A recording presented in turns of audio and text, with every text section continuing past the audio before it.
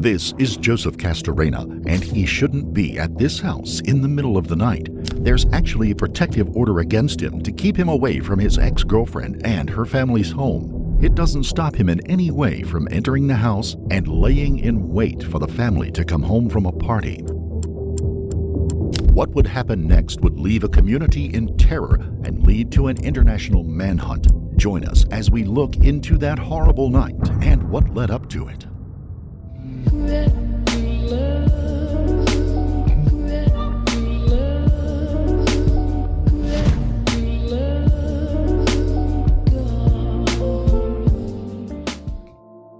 Before we begin, we would like to extend our deepest sympathies to the family and loved ones of the Serrano, Green, and Perez families.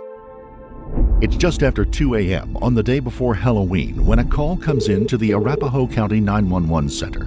A young woman named Jessica Serrano says that she's just come home to find her boyfriend's car keys and his jacket in her bedroom, and she fears that he is somewhere in the house. What is your first and last name? Jessica Serrano. Tell me exactly what happened, Jessica. My ex-boyfriend has restraining orders, and he's not supposed to be here around me with this house. And I just found his jacket here, his jeans, and his keys here. Okay. In my closet, hiding. Okay. And I believe he's in the house hiding somewhere. Because he wouldn't leave his Hummer keys laying in my house. Okay. Give me 1 second. Mm-hmm. Okay. Is there anybody that saw him in the house at all? That what? Sorry. You're good. Did anybody see him inside the house?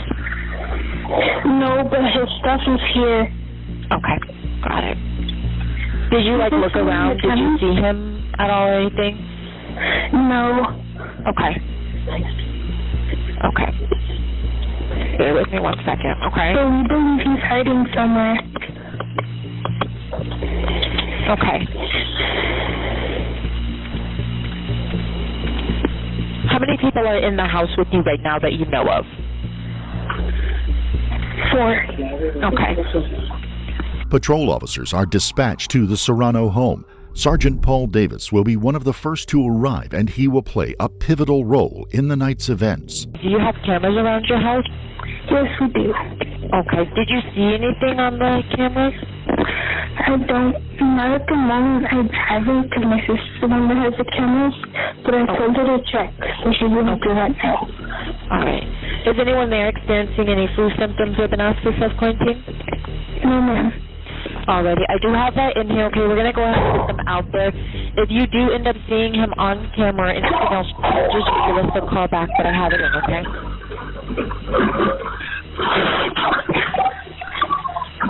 What's going on, Jessica? Oh, my God. There's shots fired at my house. Okay, what's going on? I don't know. I can't lost myself in the restroom. Help now. Stay on the phone with me. Help now. Stay on the phone with me. Stay on the phone, okay? Don't hang up. Do you know who shot at the house? No, we don't have to downstairs. Okay. Okay. How many shots did you hear? 4. Okay. Was that another one? Oh my God. Okay. Okay, stay on the phone. Stay away from the doors and the windows, okay? Okay, where is everybody else? I don't know. Okay, Jessica, take a deep breath. I have this in, okay? We're getting them out there. Just stay on the phone with me.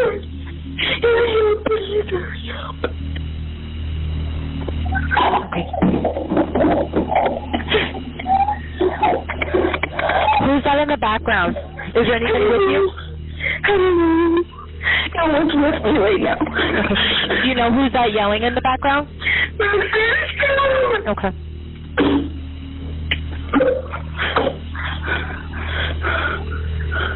Stay on the phone, okay?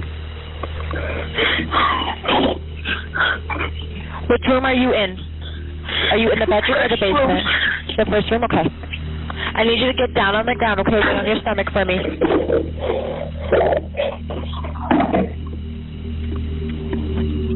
Officers and emergency responders have been alerted to the shots fired at the location. More personnel are swarming to the scene. They are just minutes away. Okay. I need you to say it a little bit louder if you can.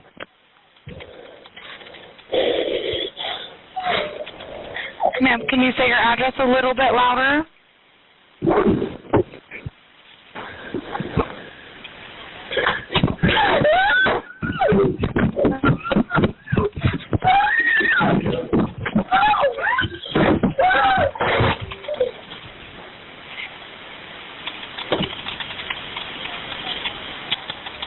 Hello?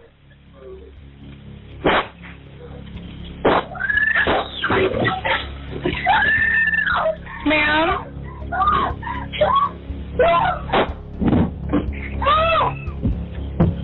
Ma'am, hello?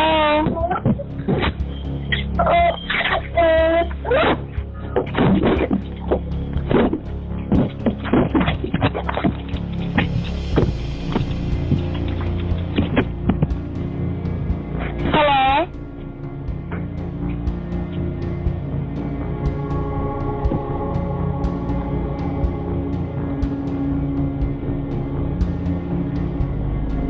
Hello?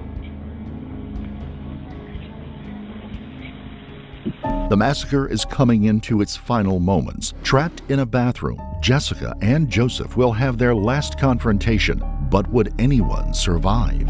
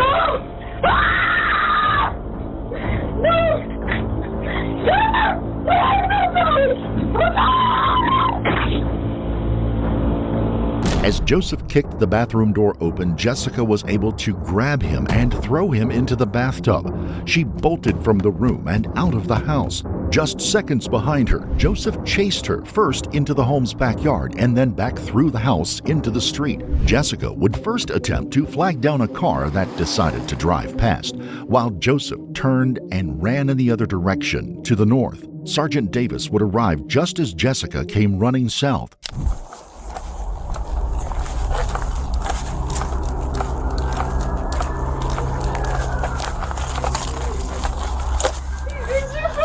Okay, come back here. All right, I'm in contact with female. What's wrong? He shot my family. What do you mean he shot your family? Stay right here.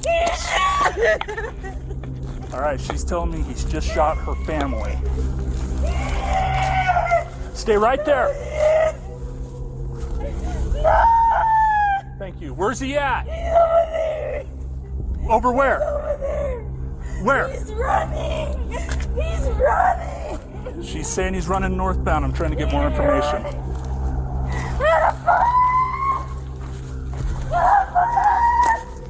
Yeah, that car just comes southbound right there. Check the street.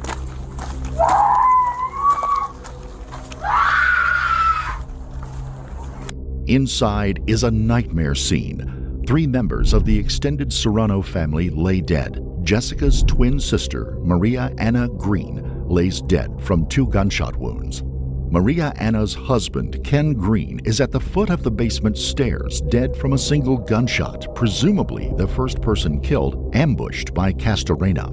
Back upstairs, Jessica's father, Jesus Serrano, lays dead in a hallway, shot twice. Minutes later, when checking to see if the gunman was in the backyard, a 4th body was found, that of Rudolfo Perez, a family friend who had been renting a camper from the family.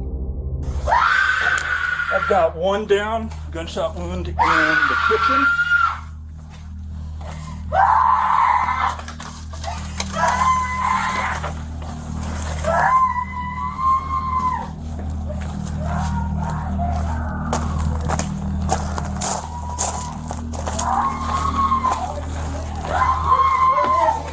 Get the female out of here. Get out of here.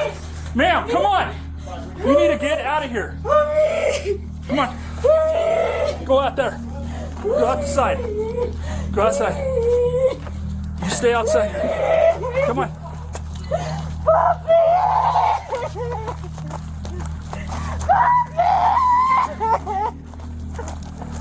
I'm trying to get one. What's he look like?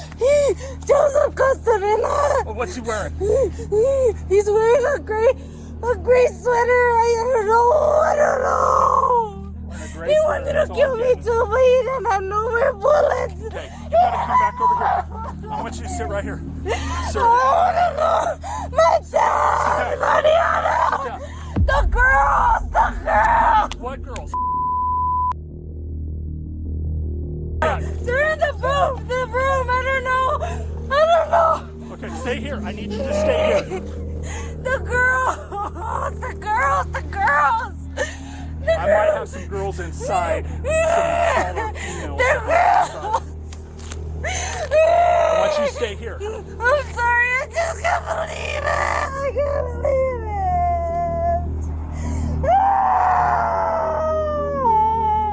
As other officers and EMTs arrive on the scene, Sergeant Davis leads Jessica back outside, away from the carnage, and to protect the crime scene. He tries to console her as best he can.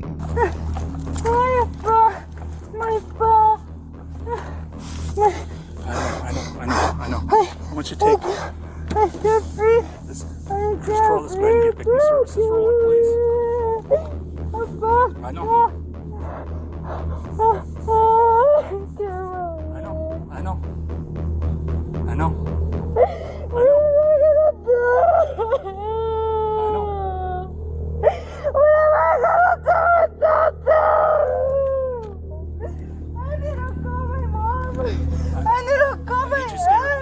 I need you just to relax for me, okay? I know. I need you to relax for me, okay? I was telling them to hurry up. I know. I was telling her to hurry up. Sweetheart. I know. I know.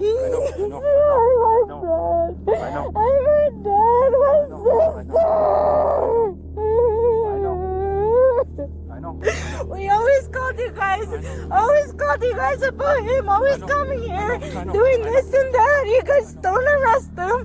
The dad, the dad and the mom always spells him out. It's always the same shit. What the? I just couldn't leave it. I know. Why me?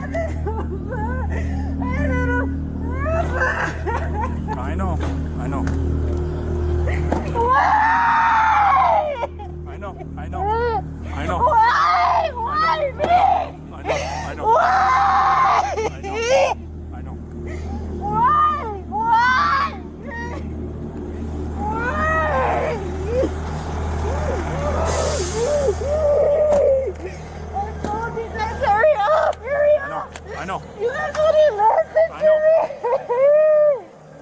You guys wouldn't listen. Why? Once she is settled just a bit and others are able to assist her, Sergeant Davis leaves Jessica behind and re-enters the crime scene. He was the first on scene and one of the most senior officers there at the time, so he takes an active leadership role in the efforts.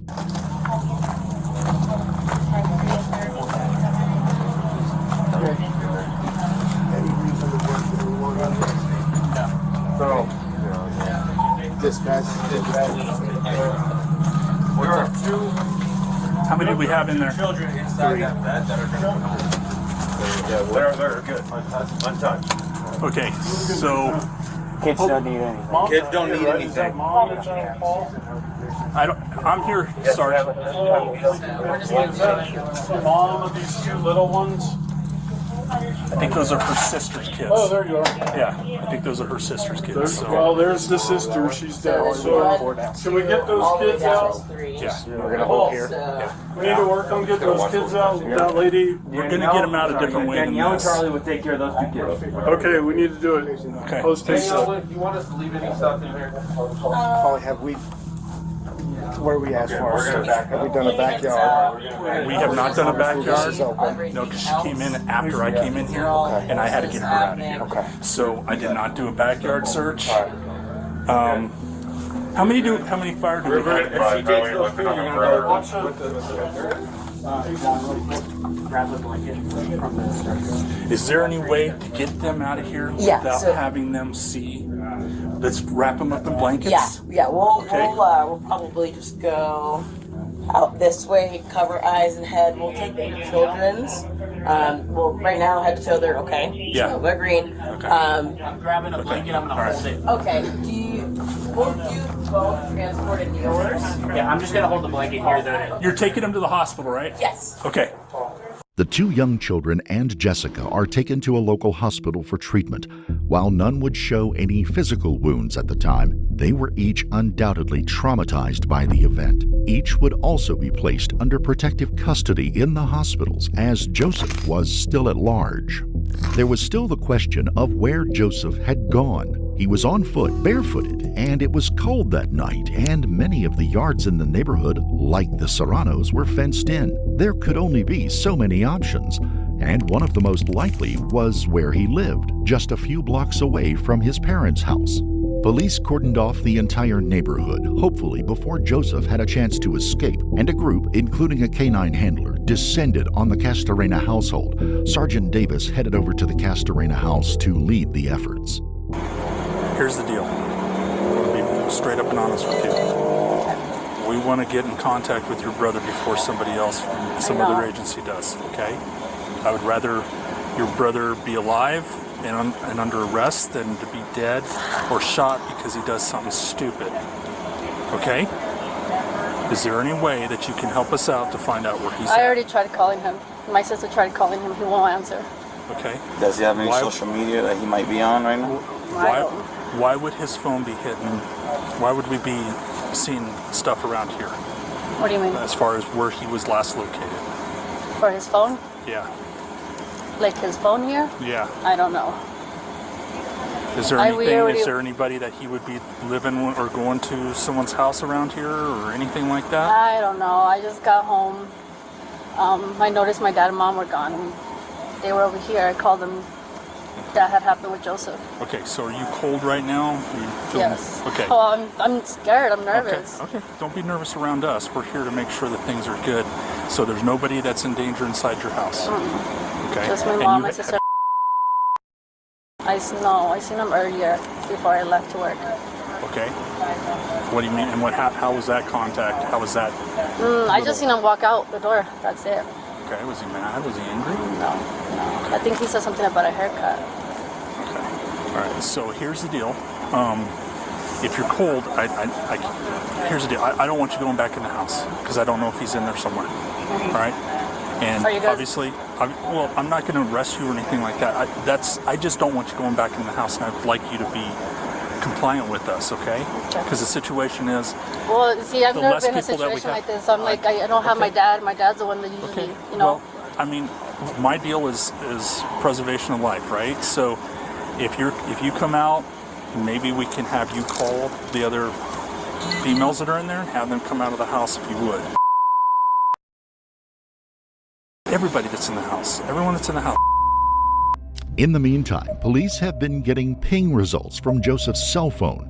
He is somewhere within a 900-meter radius around the Serrano home, a distance within which is his parents' home. Joseph's burgundy H2 Hummer is also found parked along a street somewhere between the two residences. Sergeant Davis is able to talk to all of the people from inside the house, including Joseph's sister and his mother. They, through a bilingual officer, give him some insight into the relationship between Jessica and Joseph.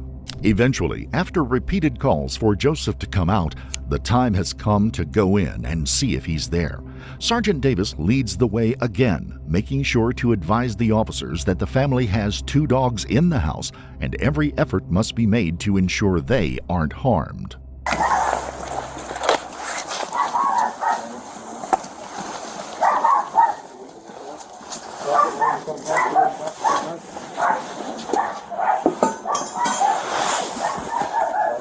Okay. There's a clown, like, prop inside. Okay. Door is open.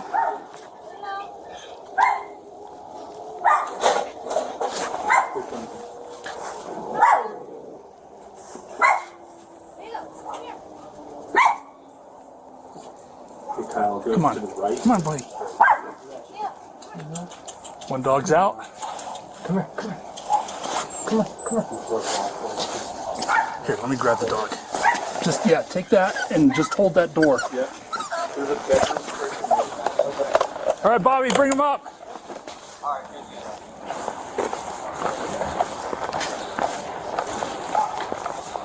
Stay right there, boys. Just hold that door. Got the other dog.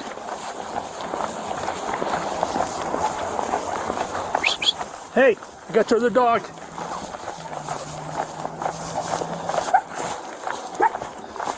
You're welcome.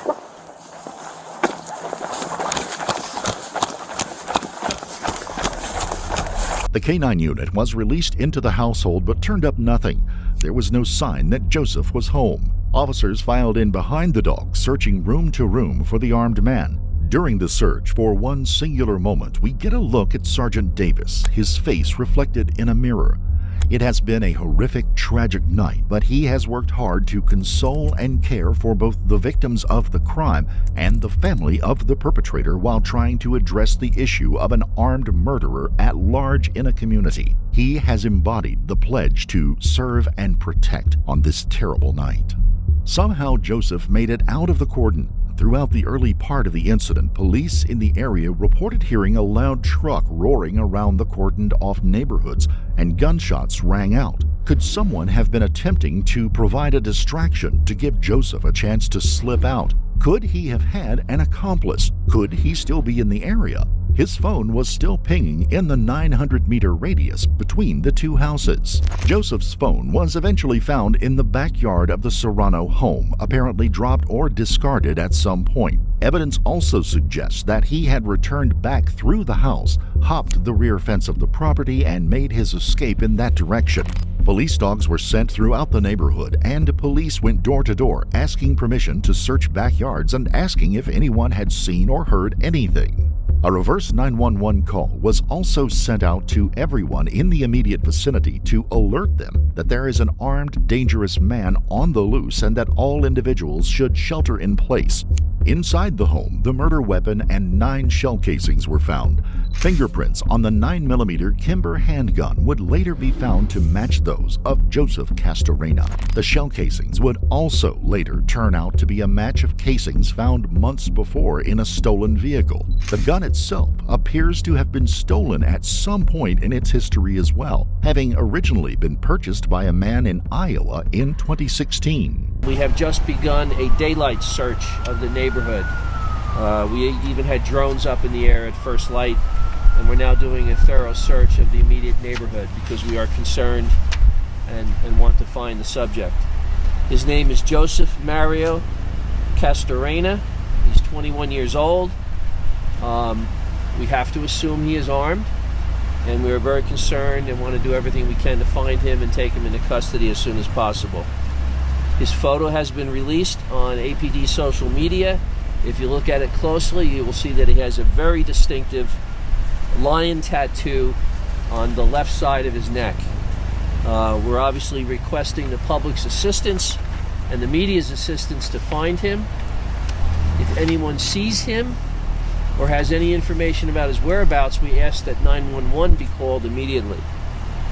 He has a history involving domestic violence, and I don't have all the details. I'd rather not go into that, but this was an accumulation of events here that led to this. So yes. Did this have anything to do with the custody dispute? Because that's what some relatives have told us. Well, the children of the suspect and his domestic partner are not even in state. They are elsewhere with family and safe. Interim Police Chief Daniel John Oates explained that there had been a long-time volatile relationship between Joseph and Jessica. It might be worth it to take a moment to look at that relationship.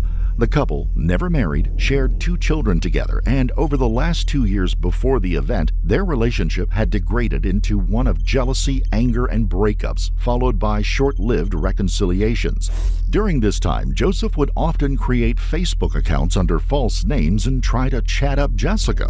Jessica would agree to meet up with the new man, and Joseph would then announce that it was really him and proceeded to start the next round of fighting. Eventually, the fights would get so contentious that Child Protective Services would be called in for the sake of their shared children. Just a week before the killings, Jessica and her father Jesus had asked for and received an individual protective order against Joseph after he busted out her car windows, dragged her from the car, and held her at gunpoint in his vehicle for a period of time. Jessica's mother spoke with local news station Fox 31 in Denver about the relationship between Jessica and Joseph. This has been going on for 2 years already. And even the cops know that how many times I've called and my daughter has called. I'm trying to get answers. I haven't received any phone calls from anybody. I haven't heard from my daughters. I don't know anything about my granddaughters. I don't know why nobody has contacted me. The only thing I know is that I want justice, and I want everybody to please find Joseph Castrena. Reports state that the children shared by Joseph and Jessica had been removed by Child Protective Services just a day before the killings. Could this have been the triggering mechanism that ignited the situation? So where had Joseph gone? He headed north away from the scene of the crime, but could be headed south, much further south, perhaps to Texas, to grab his children. Could he be headed to Mexico, where he had family and had just been the prior year before to attend his grandfather's funeral? Both seemed like a long shot for a man who had not just left behind his vehicle, but also his shoes. Inside the Hummer was also found his wallet with his ID, debit card, and 2 credit cards. Joseph had few resources to run on. As news stories and word of mouth went through the Aurora and Denver metro areas, tips started coming in to the Aurora Police Department. One of the first and best leads was from a cousin of Joseph's named Joel. He told police that early in the morning of the killings, Joseph had knocked on his bedroom window asking for help. Joel said he knew something was wrong, and after seeing the man at the home's front door, he refused to let him in after being asked if he could stay there for a while. Joel said he provided Joseph with a pair of green sneakers, and Joseph left, saying that Joseph just kept saying that he had effed up and that he seemed high on some kind of drug. Joseph had traveled miles away on a night when temperatures were at freezing with no shoes, completely undetected. He had to have an accomplice giving him a ride. The investigation turned to Joseph's 2 brothers. While his older brother had an alibi for that night, Joseph's